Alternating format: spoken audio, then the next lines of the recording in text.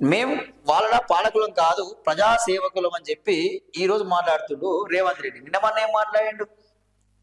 నేనే రాజుని, నేనే మంత్రిని, ఇక నేనే మొగోని, నేను 10 ఏళ్ళు సీఎం ఉంటా, జమిలీ ఎలక్షన్లు వస్తున్నాయి, మళ్ళీ 6 ఏళ్ళ బోనస్ నేనే ఉంటా అని చెప్పి మాట్లాడిన ముఖ్యమంత్రి రేవంత్ రెడ్డి మరి ఈ రోజు ఏమైంది?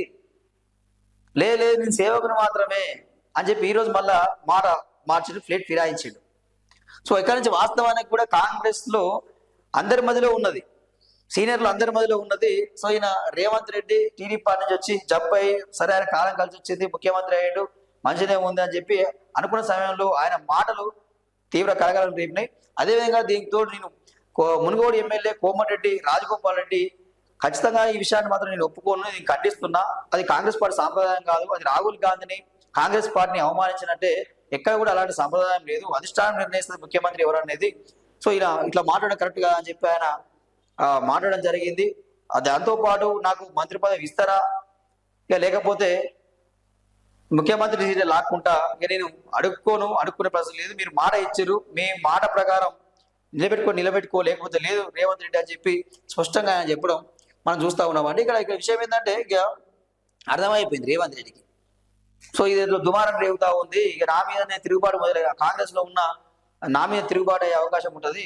అంటే కాంగ్రెస్ లో చాలాసార్లు ముఖ్యమంత్రులు మారిన అవకాశాలు ఉన్నాయి, చాలాసార్లు మారిన అవకాశాలు అయితే కనిపిస్తూ ఉన్నాయి, ఒకరి నుంచి ఒకరిని మారుస్తారు.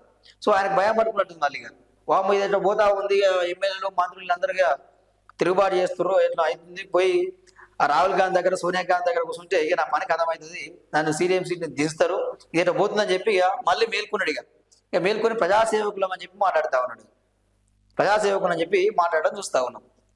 గెలిస్తే ఉప్పంగం, ఓడితే కుంగిపోం, 2 నెలల్లో 70,000 ప్రభుత్వ ఉద్యోగాలు భర్తీ చేసినాం. ఈ మాట చెప్పి 70,000 ఉద్యోగాల భర్తీ అంటే నిరుద్యోగులు ఉరికించి కొడతారు, చాలా ఆవేశంతో ఉన్నారు. ఉద్యోగ నోటిఫికేషన్లు రిలీజ్ చేయాలని చెప్పి ఒక పక్క మాట్లాడుతూ ఉంటే మేము ఉద్యోగాలు ఇచ్చేసినామని చెప్పి చెప్తా ఉన్నాడు. ఎస్సీ జనాభా 17% ఉంటే 30% పదవులు ఇచ్చినాం. నల్లమల ఫారెస్ట్ లో 20 ఎకరాల్లో సంత సేవల టెంపుల్ నిర్మిస్తాం.